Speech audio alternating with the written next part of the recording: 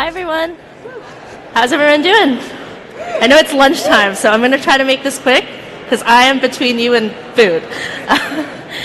So my name is Kim. I'm the co-founder and CEO of Prime Roots. And at Prime Roots, we make plant-based deli meats. And it's not what you're thinking. It's not unlike packages. You actually go to a deli and you actually get the product sliced fresh. So imagine getting your favorite ham, turkey. You can have it shaved, thin cut, thick cut, and your favorite sandwich, hot or cold.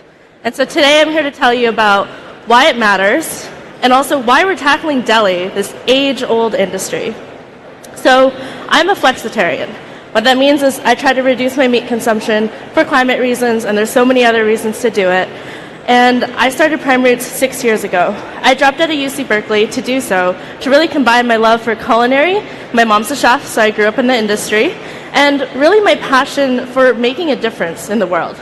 Something I learned at school is that animal agriculture, the way we make meat, accounts for more greenhouse gas emissions than all of transportation combined. So think all of the cars, planes, both commercial and household that get moved around every day. That is less impactful than a choice that we all make 3 times a day. And why is that? So I dug into it, and it actually makes a lot of sense. If you're trying to make beef from a cow, you're feeding that cow about 40 calories of input just to get 1 calorie of beef. So that's 39 calories of perfectly wasted food that is wasted on the metabolic processes of a cow. And I really see animals as outdated technology. And I did some math, and I found that if you actually took all of those, all of the calories that we currently use to make animals today, extrapolated it out in 2050 when we'll have a much larger population, we would need 8 planet Earths to actually be able to sustain our love collectively for meat. And we don't have 8 planets. And so as a meat eater, I thought, how are we going to do this better? We have to make something that tastes really good, that has the texture of meat, the experience of meat. And I don't want to do it with chemicals, lots of processed ingredients. So something my mom would be proud to serve both in her restaurants and at home. And so that's where Prime Roots comes in. And so who here likes sandwiches? Yes, that's a lot of hands. So sandwiches are the most consumed food in the United States, with 300 million sandwiches being consumed every single day. There are no plant-based alternatives if you walk into a deli or a sandwich shop today. And so we targeted deli meat because it is the largest impact that we could have because it's the most consumed food. And you actually see some of our meats being sliced here. They sliced identically, so this is a little bit of a thicker cut, but you can shave it and have it super thin as well. We have a whole line of different products, and they make a really, really big impact with each bite. And so you're probably wondering, how is this made? The star of the show is an ingredient called koji. Koji is a Japanese fungi. It's found in miso and soy sauce, and it gives these condiments this really umami-rich taste. What we also found is that koji has the identical microscopic texture of animal muscle fiber, so the building blocks of meat. And so what we do is we can actually cultivate the koji to grow in these long fibers and then build meats. And we can build any type of meat and any type of seafood, and we have done so. And we can actually showcase the cool textures that we can make, ranging from our ham. You can see the whole ham there. It's actually netted and smoked the same way you would do with meat, because we're starting with the same building blocks of meat in terms of texture and size and mouthfeel. And taste as well, so that umami taste. And so all of our products get freshly sliced, and they make a really, really big impact along the way. The meats are really simple to make. The koji is made via fermentation, so think beer brewing, and the meats are made using actual meat processing techniques, as I was mentioning. So the netting, the smoking, a lot of the flavor and the texture comes naturally from the koji and from the actual meat processing techniques. And why does this all matter? Because the climate needs it.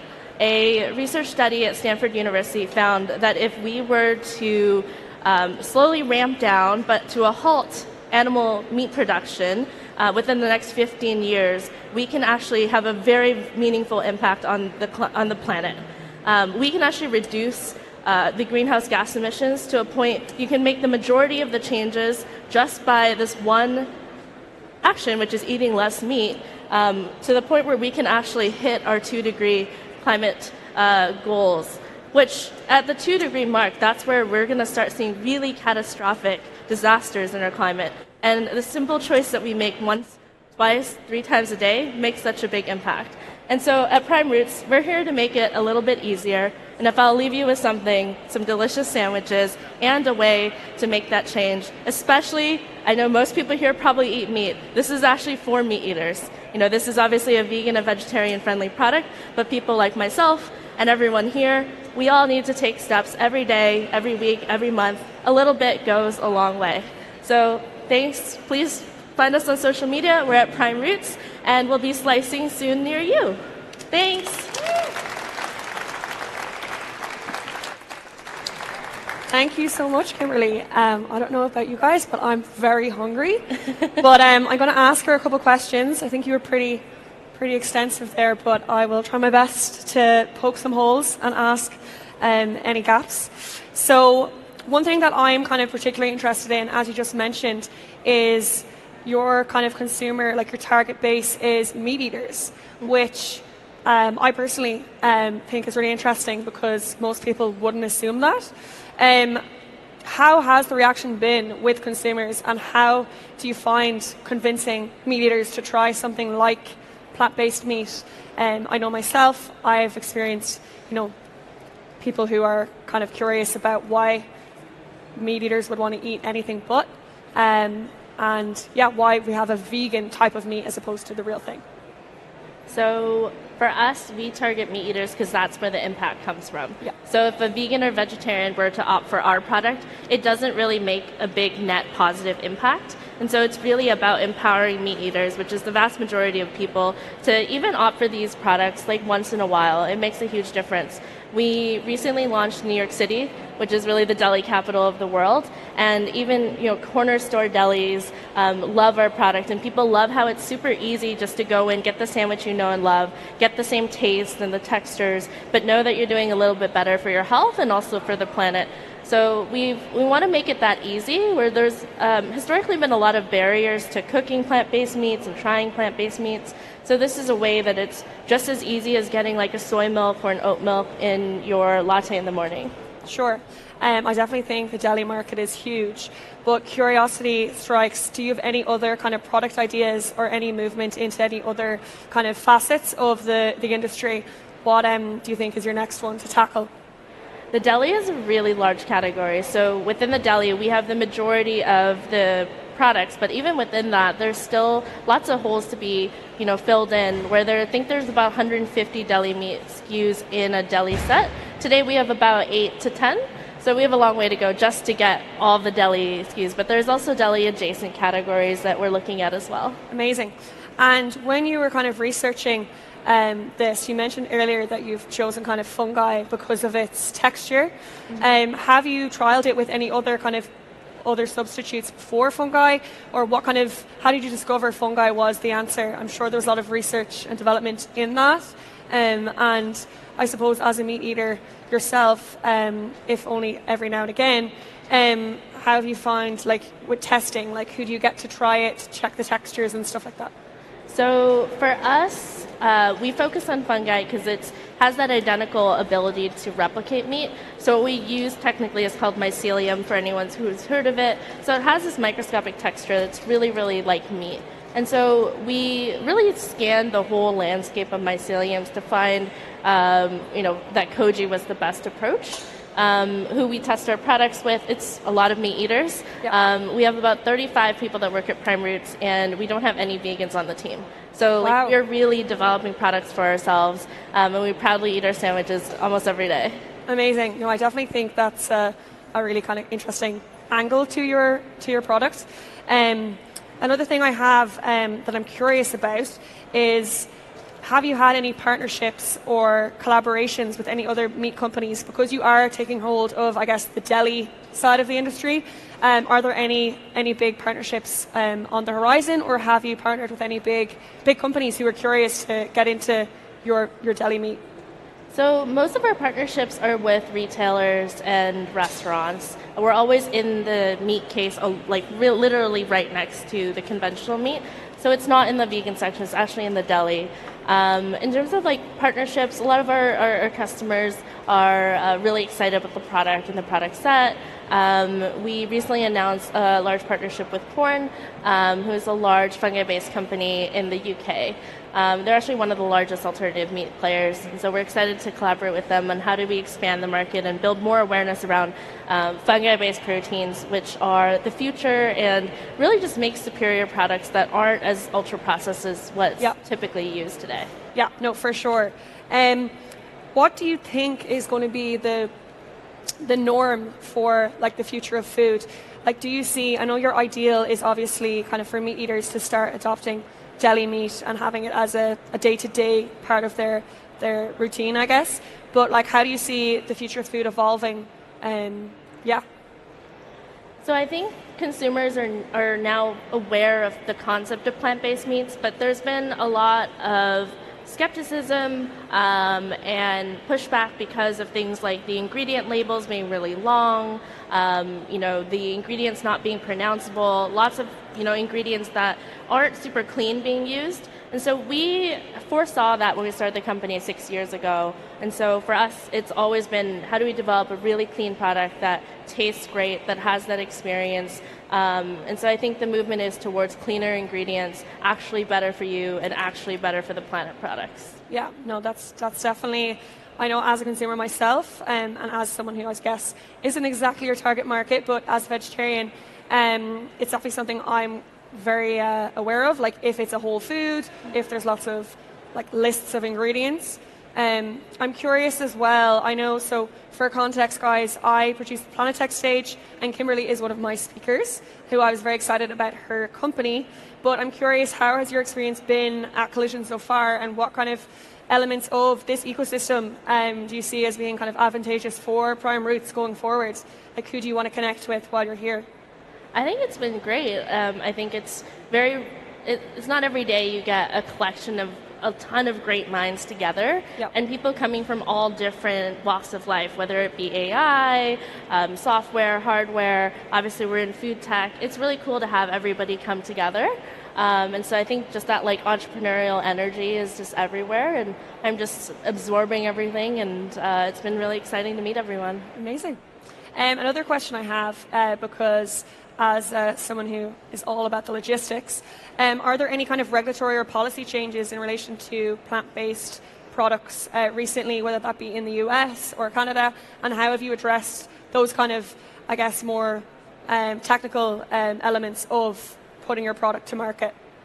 So one of the things that we were really, really steadfast on was making a product that was non-GMO, that was all natural, using all natural ingredients, so that we wouldn't face regulatory hurdles in the US, Canada, the EU, which has very, very strict food regulatory rules. So that was really important to us at the onset. Something the entire industry faces at the moment is, what do you call these products? Yep. And so there's been a lot of cases, especially in the US, around, can you call it milk? Can you call it meat? Jury's still out on that, and there's organizations like the ACLU that are helping to fight, on the basis of like First Amendment about what to call products and how to have the dialogue. But I think it's actually a positive thing that these conversations and these lawsuits are happening, because it means that what we're doing is making a difference. And so it's just, the world is changing, and there's always going to be friction. I mean, people call it disruption, not because it's easy, because it's hard. Yeah, no, for sure. There's a huge thing as well, I think, in every country around if it's dairy milk or oat milk, or if it should be called milk or juice, or I'm curious as well, what kind of obviously now you have an opportunity to talk to everybody about the product and how it's not processed and that kind of thing, but what kind of myths or misconceptions do you face a lot when trying to pitch your product to new suppliers, different supermarkets, investors? How do you like combat that? So we think tasting is believing, and when people hear about a plant-based anything, There are a lot of products on the market that don't really taste like meat, or that just don't meet, the consumer where they are, especially the meat-eating consumer. And so it's just getting over that barrier of, it's going to taste like soy, it's not going to taste good. When people try our products, like their eyes light up and they're like converted. So really tasting is believing, and as a consumer, and a lot of people want to make a difference with their purchases, it really is trial and error to figure out like what works for you. And being open-minded, I think, is really important about the new products and technologies that are out there. Yeah, no, for sure. And I definitely think this industry is only ever going to get bigger. I'm curious, does anybody else have any questions, or would you like to try some of the product? I know I would love to try some. So, yeah. Does anyone have any questions? Yeah. Hello, I'm very excited about this product, and I just want to know, is it available in stores in Canada? Hopefully soon. This is the first time we've ever demoed the product in Canada. I'm Canadian, so I will personally see to it that it does eventually. We're located in San Francisco, and so our products are in the Bay Area, and we just launched in New York, so not too far away. Amazing. Anyone else? Yeah. I'm Muslim and I eat halal, so I love plant-based options. So, do you think there's a pathway to get these halal certified? Sorry, what certified? Do you think there's a pathway to get these products halal certified? Because I eat them on the regular, and I love it because when I go into a foreign store, there's nothing for me to eat meat-based, so plant-based comes in handy. Mm-hmm. Do you think there's a pathway to get your products halal certified? I definitely think there's a pathway. We've been looking into halal, kosher, really the myriad of certifications, because the product is completely vegan. So it's just a matter of figuring out the frameworks and how to get that done. Hey, thanks. I'm just curious, what's the shelf life of the product? Because it's like fermented, does it last longer than obviously your regular meat product? What's the shelf life? Yeah, it does last longer than conventional meat. It also, especially in deli, it's a much cleaner product overall. Hi. Hey. Hi. So I was just wondering, you spoke about koji and the texture being similar to meat. Is there any chance you'll be going into whole meats after deli? So we have played around with like steaks and chicken breasts, and one of our very popular products is like a whole slab of bacon that gets sliced. So we have the full capabilities of doing that. And so, our vision is really to be able to make all the different meat products that exist. So one day. Yeah. Yeah, hi. I was wondering, seeing the news around some meatless farms or the very good butchers going bankruptcy in the plant-based industry. What are your thoughts around the future for plant-based food? Is it around startups, or is it around the market itself for plant-based products? I think the future of especially food tech and plant-based is around good products. So, there's a lot of products on the market today. A lot of them, I call them Me Too products. So, Impossible, Beyond, and then many that have tried to do similar things. I mean, the predominant products on the market are chicken nuggets and burgers. I think there's over 100 chicken nugget companies and well over 100 burger companies. So I think there's going to be a shakeout, because the market really can't sustain that many companies doing the exact same thing or very similar things. And so I think that's where companies like Prime Roots making innovative products in new categories is going to be a really important part of that. But I think just the bar for better products has been risen pretty high. So people who are just doing taking off the shelf ingredients and using conventional techniques are definitely going to have a harder time than more innovative companies. Yeah, go ahead. Awesome, thanks. I'm Felicity. I'm from Box One, and I'm a food tech investor, so I'm definitely looking at this space a lot. There's a lot on the market. Do you see other food tech startups as collaborators or competitors? I think we're all in it together. So, a big misconception is that, it's very competitive. I personally am friends with a lot of the other founders in the space.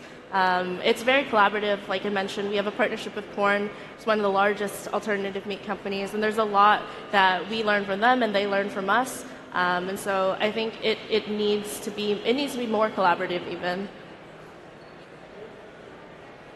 I think as well, as I mentioned earlier, a good example of that is later on, Kimberlie will be speaking with two other, I guess, food tech companies. And yeah, there won't be any fights. Everybody will get on well. So I think that's something important to note. Generally, in my dealings with food tech companies, they are really excited to meet each other and curious about how you've gone onto the market, and like sharing any challenges and advice that you guys have. Cool. Do we have any more questions? Yeah. This lady here in the front. Oh, yes, I did. Thank you. I almost forgot about my question. I'm wondering how plant-based diets are they sufficient for those who suffer from low iron and so forth? So it depends on the product. If nutrition is so personalized, so I definitely don't want to give any like specific recommendations. But our nutrition fact panel is like on the back of the product, so you can figure out like what works for you. Our products are high in protein, high in fiber, and so it's a really, really well balanced product overall. But on the micronutrient side, definitely talk to your nutritionist or dietitian. I think this lady in the front as well has a question. Sorry, I was actually going to ask a really similar question. For plant-based meats in general, do you see a trend in the market where these products are trying to imitate meats in terms of nutritional value as well? Because I see a lot of people, they tend to gravitate towards chicken or certain meats for protein content or iron. So is that something that Prime Roots is trying to also imitate in addition to taste and texture and things like that?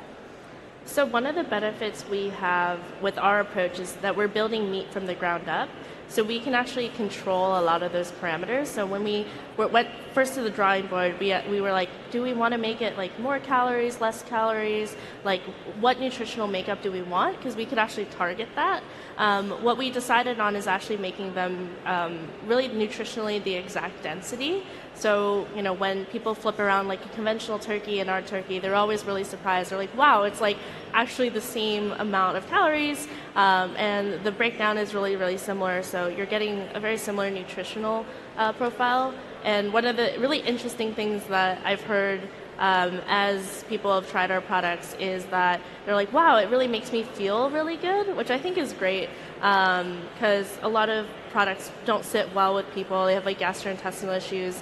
Koji is very high in prebiotic fibers, so it actually cultivates a good, healthy gut bacteria. So there's a lot of nutritional benefits that are also like off-label as well.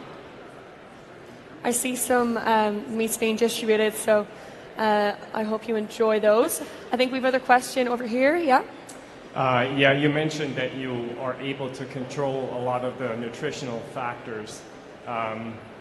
Thinking about real meat, how bioavailable nutrients are, how do you make sure that, amino acids, for example, how do you ensure bioavailability, your body being able to absorb all the nutrients? Because obviously plant foods, you have to eat a significant amount to benefit from those nutritional factors. That's a really good question. So the koji is a whole food protein. So we don't do any protein extraction and then extrusion like other plant-based approaches. So you're eating the whole food itself. Koji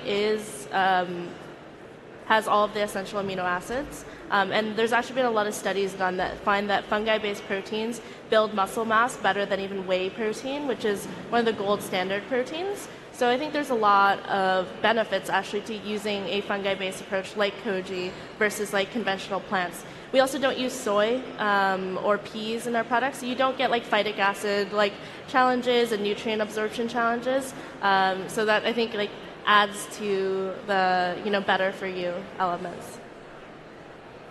Amazing. Thanks a million. What does I don't know everyone think? Tasty? Yay! I'm definitely going to steal a few sandwiches before I go home. Sweet. Does anyone have any questions just off the bat? Any initial reactions having tried it?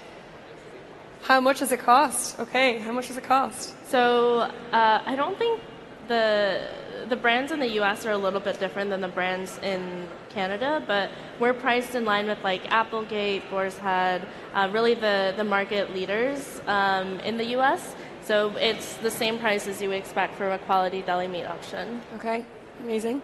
Sweet. One thing I just want to note as well, as sandwiches are being passed around, the ones that are covered in parchment paper are gluten-free. Just if anybody has any allergies, just keep an eye out for those ones. They still have the same great taste. So if it comes and the across. Sandwiches, I think the sandwiches have a few different meats in them, so you can actually try it. There's salami in the sandwich, but it's sliced thinner, so you can actually get more of the flavor. Because I think the ones that are being sliced right now are definitely a little bit thicker. So amazing. Do you have any meat eaters in the audience? I'm curious for a show of hands how many meat eaters we have. yeah. Okay, good. A good, like, I would say 50%. Amazing. And are there anyone that just tried it there that you are surprised by the texture, or does it taste similar to any meats? Yeah? Yeah? Okay, good. Great. Well, I'm very curious to try more. Thanks so much, guys. And if anyone doesn't have any more questions, I think we will wrap up. As I said, Kimberlie will be speaking at 3 p.m. on Planet Tech with 2 other food tech companies, so definitely check them out. And yeah, thanks so much for coming along. Well done, Kimberlie. Thanks. Great. Thanks, guys. Thanks, everyone.